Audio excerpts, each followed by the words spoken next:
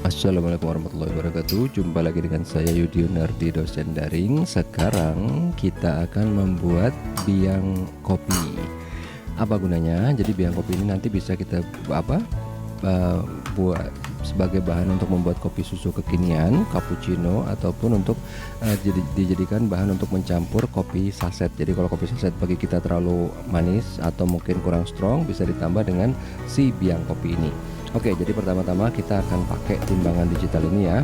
Nah, kita taruh ininya, wadahnya untuk kopinya. Nah, kita tera dulu supaya nanti berat dari si wadah itu nggak ikut ditimbang gitu ya. Begitu kita pencet tera, tadi kan dia langsung nol lagi kan gramnya. Nah, di sini saya udah melakukan riset ya, menurut pengalaman gitu. Kalau untuk air 2 liter itu dia perlu kurang lebih 74-75 gram kopi. Dan di sini kita akan melakukan pembuatan kopinya dengan cara cold brew, bukan dengan air mendidih atau air panas ya. Kenapa?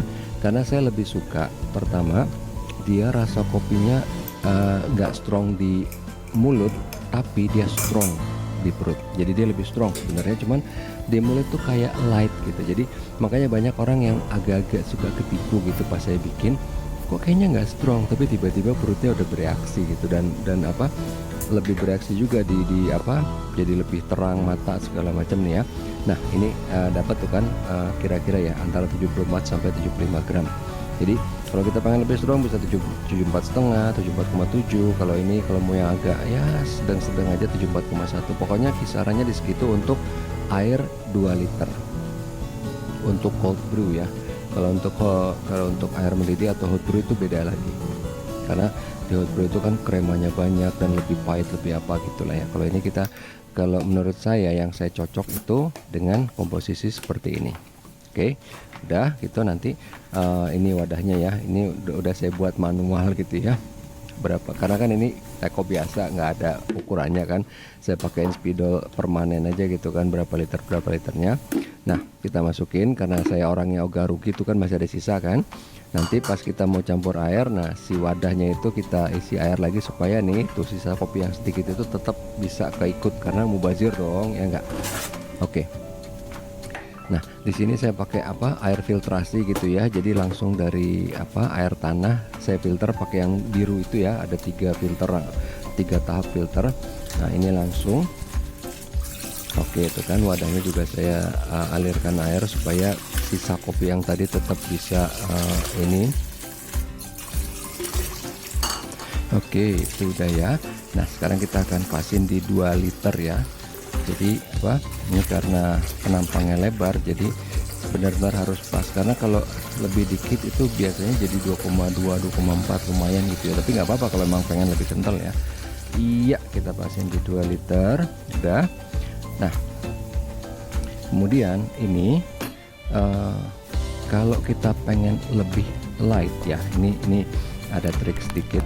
Jadi itu kita aduk dulu sebelum nanti kita endapkan lama gitu ya, karena cold brew ini kan kita harus simpan selama 6 jam minimal ya, 6 jam. Nah kalau kita pengen lebih nyampur gitu ya, ini sebelum diendapkan kita aduk dulu, karena kalau enggak nanti rasanya beda gitu, beda.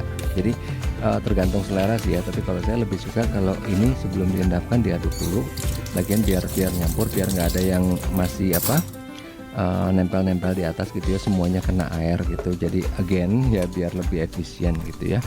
Oke, tutup. Kemudian ini kita akan simpan di lemari. Sebenarnya nggak perlu harus tempat gelap, cuman saya lebih prefer karena saya kebiasaan bikin liquid di vape gitu ya. Memang kita lebih suka tempat gelap, tapi ini yang penting pokoknya intinya biar jangan sampai keminum orang disangka kopi beneran, padahal pas diminum kok aneh rasanya, karena kan dingin gitu ya, cold brew kan. Nah ini disimpan pokoknya di tempat yang agak susah untuk dijangkau orang, dan jadi orang nggak sengaja keminum gitu ya. Nah ini ditutup, kita biarkan minimal 6 jam. Kalau dalam hal ini saya biarkan sampai besoknya nih ya, kalau nggak salah ya, karena dari pagi gitu ya. Oke, sekarang udah nih, ini keesokan harinya kita angkat, kita ambil ya. Jadi ini juga biasanya kremanya nggak banyak, karena kalau nggak kita aduk itu benar-benar sama sekali nggak ada, jadi agak lebih smooth lagi. Nah kalau ini ada sedikit gitu kremanya, jadi bagi yang suka agak-agak gimana ya, agak lebih strong sedikit rasanya di mulut pakai ini. Jadi diaduk gitu ya. Oke, yang kanan ini yang kita baru buat, ini batch yang baru ya, yang di video tadi itu ya.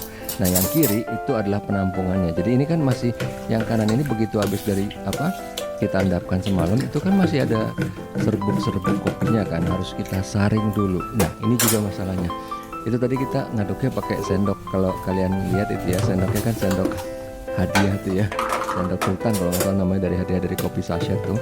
Nah ini kita pakai, saya pakai di sini saringan yang murah meriah loh ya, jadi bukan saringan kopi yang mahal, yang nylon atau apa, yang naik 800 atau apa, enggak. Ini saringan teh tarik ya.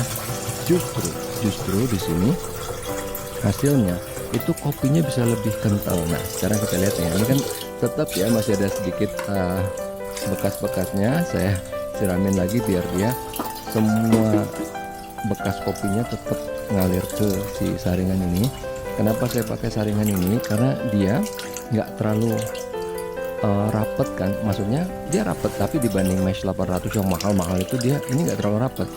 Bedanya dengan ini itu masih dapat kentalnya, masih dapat apa ya namanya, pekatnya, apa sih namanya, iya kentalnya. Karena kalau kita pakai yang mesh 800 yang mahal itu benar-benar encer jadinya ya. Kalau yang suka sih nggak apa-apa, kalau saya enggak.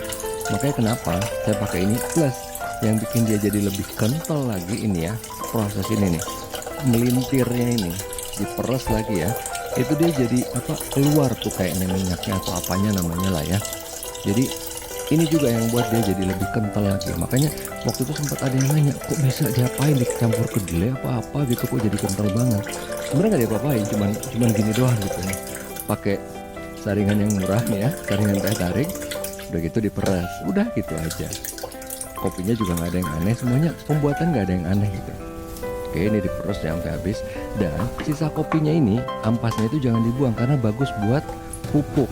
Tapi di sini jangan kebanyakan, karena saya dulu pernah gitu ya, karena nggak tahu takarannya, tanaman dikasih banyak banget malah mati. Jadi kasih tuh secukupnya. Secukupnya tuh berapa tergantung tanamannya, tergantung pengalaman, nantilah kita lihat, karena tiap tanaman bisa beda-beda. Oke, segitu aja. Jadi ini biang kopi ini gunanya bisa buat macam-macam gitu ya. Nanti membuat kopi susu kekinian, membuat cappuccino, atau bahkan untuk campuran kopi saset gitu ya. Kalau kita mau yang biasa ya, kopi saset plus airnya 70%, nah 30% nya si biang kopi ini. Tapi kalau mau lebih strong bisa 60 atau 50% si kopi saset plus air, sisanya si biang kopi ini. Oke, sampai ketemu lagi di video berikutnya. Assalamualaikum warahmatullahi wabarakatuh.